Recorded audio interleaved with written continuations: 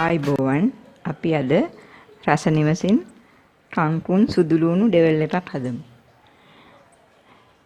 මුලින්ම කංකුන් මිටියක් රපලා සුද්ධ කරලා මේ හොඳින් සෝදලා තරමක් ලොකුවට කෑලි රපලා ගන්න.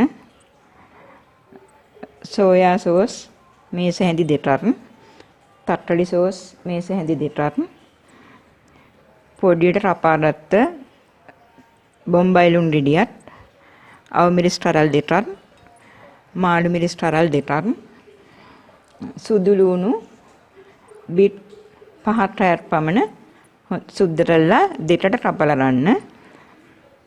මිරිස් කෑලි මේස හැන්දක්, කහකුඩු ටිකක්, ලුණු ටිකක්, ලුණු දානකොට ටිකක් ප්‍රවේශම් වෙන්න මේ අපි සෝයා සෝස් දානකොට ලුණු ටිකක් අඩුවෙන් පාවිච්චි කරන්න ඕනේ. පොල් තෙල් බැදීමට.